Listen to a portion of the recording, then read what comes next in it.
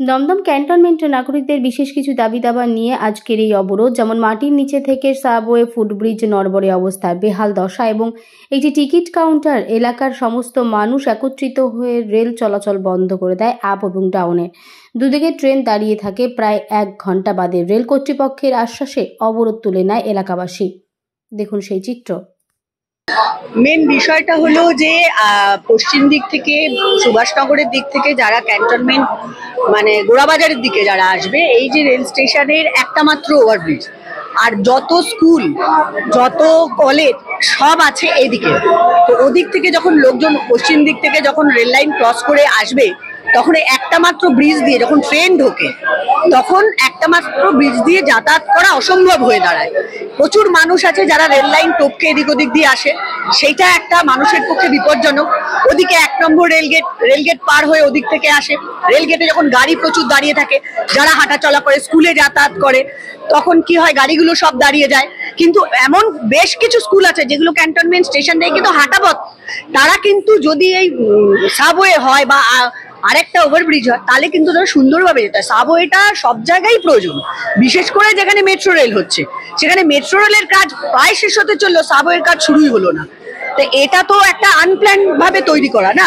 তো রেলের এত জায়গায় এত উন্নতি হচ্ছে, আমরা দেখেছি শিয়ালদা স্টেশন কোভিডের সময় পুরো বিক্রি হয়ে গেছে। শিয়ালদা স্টেশনে বিভিন্ন ব্যবসায়িক কাজকর্ম করে সেই কনস্ট্রাকশন, বিভিন্ন রকম অনেক রকম দোকান বাজার তৈরি করে দেওয়া হয়েছে।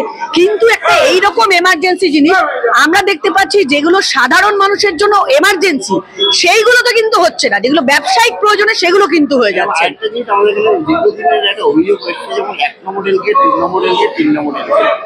ট্রেন বা মালগাড়ি যানবাহন যদি ঢোকে, তখন কিন্তু দেখা যায় যারা গেটে আটকে থাকে, হ্যাঁ, প্রবলেম হয়ে যায়, প্রচন্ড ভাবে প্রবলেম হয়ে যায়। যেহেতু কোনো ফ্লাইওভারও নেই আর এদিকে কোনো সাবওয়েও নেই, যে মানুষ যে তাকে স্ট্রেচারে করে বার করে নিয়ে যাবে সেই উপায়টাও নেই, যার ফলে অসুস্থ রোগী এদিকে হসপিটালগুলো যেতে গেলে এদিকে যেতে হবে, যশোর রোড ভিআইপি রোডের দিকে যেতে গেলে এদিকে আসতে হবে।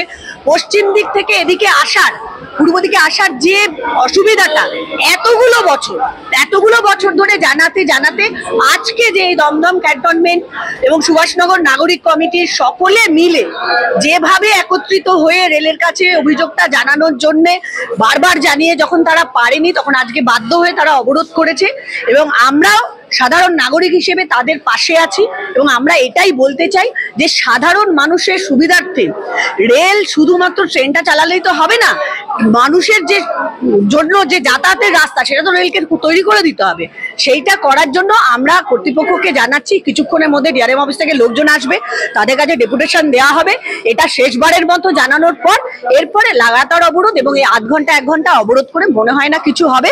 একটা লাগাতার অবরোধ করে এই কাজটা রেলকে দিয়ে করাতেই হবে।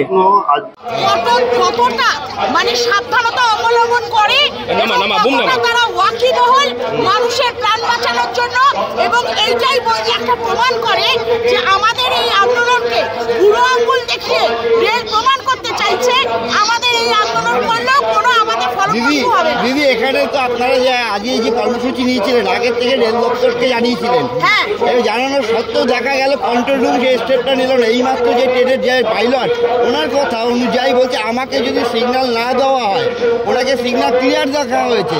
যখন দেখছেন আপনার লাইনে প্রচুর মানুষ রান ওভার হয়ে যেত, এই মতো কি বলবেন এটাকে? দেখুন, এইরকম অসাংবাদিক মানে সাবধানতার জন্যই আজকে কিন্তু বারংবার আমরা দেখেছি একটার পর একটা কিন্তু অ্যাক্সিডেন্ট হয়। আজকে তাদের উচিত ছিল আমরা জানানোর পরও একটা সিগন্যাল দেওয়ার, কিন্তু সিগন্যাল তারা দেয়নি। আজকে যদি রান ওভার হয়ে যেত তাহলে এর দায় কে নিত? রেল নিত। রেলকে এখন বারংবার বলা হয়েছে পশ্চিম দিকে কাউন্টার করা হোক, বহু মানুষ নিত্যযাত্রী এখান দিয়ে যাতায়াত করে, বারংবার বলা হয়েছে। মূলত দিদি, আপনাদের কি নিয়ে আজকে অবরোধ? আমাদের আজকে অবরোধ সাবওয়ে করার দাবিতে এবং পশ্চিম দিকে টিকিট কাউন্টার আবার নতুন করে চালু করা। আরেকটা জিনিস দেখা যাচ্ছে যে এই যে ফ্লাইওভারটা রয়েছে সেটা জরাজীর্ণ, দুটো ট্রেন একসাথে গেলে দেখা যাচ্ছে একটা কাঁপছে। যে কোনো সময় এই ব্রিজটার যা পরিস্থিতি, এই ব্রিজটা ভেঙে পড়তে পারে।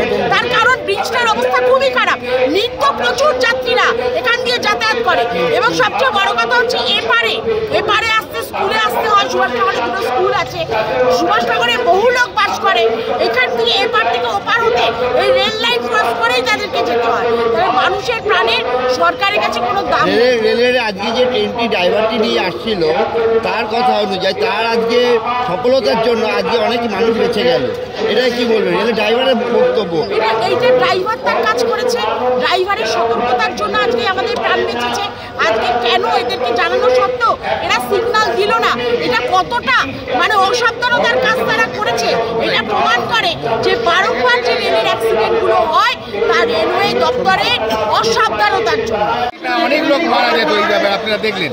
তাই আমার মনে হয় আমরা বারবার রেলকে জানাচ্ছি আমাদের এখানে একটা সাবওয়ে টিকিট কাউন্টার, আবার কিছুদিনের মধ্যে মেট্রো রেল চালু হবে, আরও বিপদ হবে, এটা আমি বলে দিয়ে গেলাম।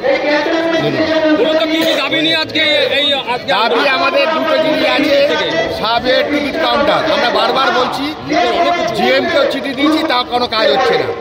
এরপর আমরা লাস্টে নিয়ে এসছি, আমরা এই এলাকার এমপিকেও জানিয়েছি, তার জন্য আমরা তাকে চিঠি দেবো, আমরা দিয়ে তাদেরকে জানাবো। এটা তো আমাদের নাগরিক আন্দোলন ও দলের নয় কোনো নাগরিক আন্দোলন। এই নাগরিক আন্দোলনের দীর্ঘদিন ধরে আমাদের দাবি ছিল, যেটা তাপস বন্ধু বললো। অলরেডি আমাদের এখানকার সাংসদ যে আছে তাকে জানানো হয়েছিল, হ্যাঁ, তারা কোনো অ্যাকশন নেয়নি। এবং রিসেন্টলি হয়তো খুব তাড়াতাড়ি হয়তো মেট্রো চালু হচ্ছে। যে অবস্থা পড়েছে দেখছেন, বি অবস্থা কি পড়ে আছে, রেগুলার ঘটনা ঘটছে।